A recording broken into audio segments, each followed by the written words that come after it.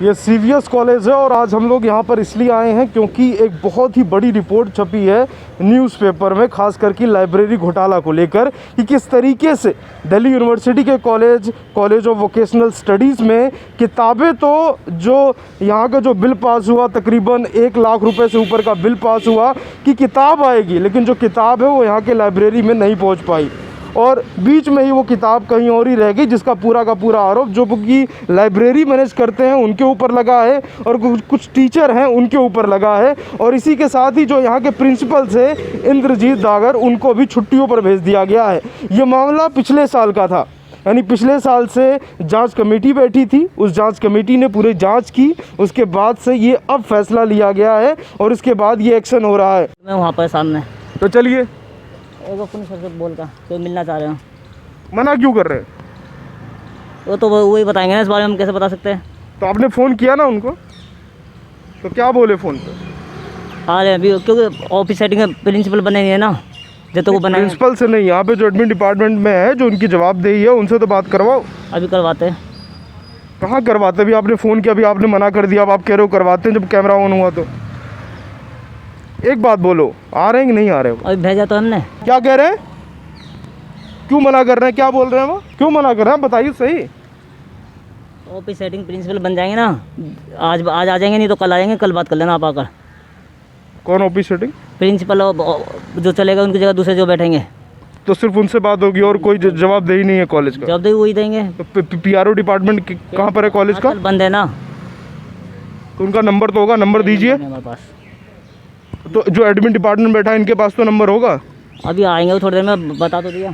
तो इनसे नंबर दिलवाइए ना पीआरओ डिपार्टमेंट का। तो यही है बहानेबाजी कि आएंगे मिलवा देंगे, पहले मना कर दिया फिर उसके बाद ऐसे कर देंगे वैसे कर देंगे, मतलब ये की बातों में उलझा के रखना है, ना ही जो अथॉरिटीज़ है ना उनसे मिलवाना, ना उनसे कुछ बात करनी है। जो हम लोग चाहते थे कि कॉलेज का कोई रिप्रेजेंटेटिव या फिर जिसने जो विसल ब्लोअर है, यानी कि जिन्होंने इस पूरे मामले का खुलासा किया है, उनसे कुछ बात हो सके, या फिर कॉलेज का क्या पक्ष है इस पूरे मुद्दे को लेकर उस पर कोई हमें बात कर सके। तो यहाँ पर ये अथॉरिटीज़ है, कुछ गार्ड्स हैं, इनसे हमने बात की, इन्होंने अपने किसी प्रोफेसर या फिर एडमिन डिपार्टमेंट को फ़ोन लगाया, उनसे बात कराई, लेकिन कोई भी कुछ भी कहने को तैयार नहीं है। और यहाँ तक कि कोई भी इस अंदर डिपार्टमेंट में जो भी लोग बैठे हुए हैं इसमें एडमिन डिपार्टमेंट में, वहाँ से कोई बाहर भी नहीं निकलना चाहता है। यानी कि स्टूडेंट का पैसा, टैक्स पेयर का पैसा, उस पैसे को लेकर ये लोग किताबें, कॉलेज सब कुछ चल रहा है, इनकी सैलरी आती है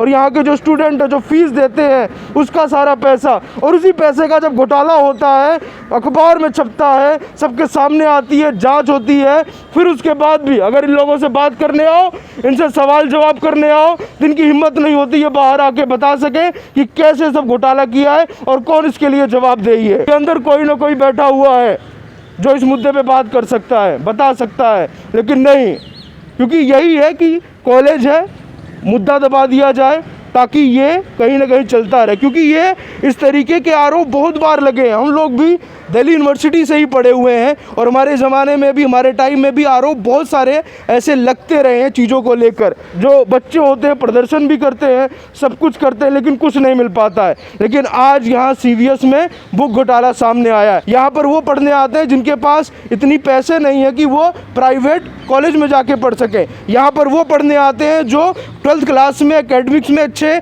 मार्क्स लेते हैं, 90, 94, 95, 100% बच्चे यहाँ पर एडमिशन पाते हैं।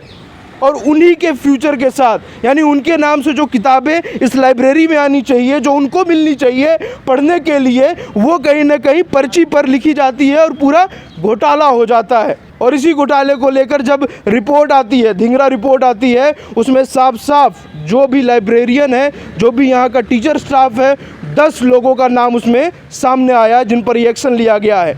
और ये जो विसल ब्लोअर का जो पूरा काम हुआ है वो किसी और ने नहीं, बल्कि यहाँ के एक टीचर स्टाफ ने किया है, जिन्होंने हिम्मत दिखाई है। इस कॉलेज प्रशासन, यहाँ के प्रिंसिपल, यहाँ के लाइब्रेरी स्टाफ, यहाँ के और टीचर जो लगातार घोटाला कर रहे थे, उनके खिलाफ खड़े होने की हिम्मत दिखाई है।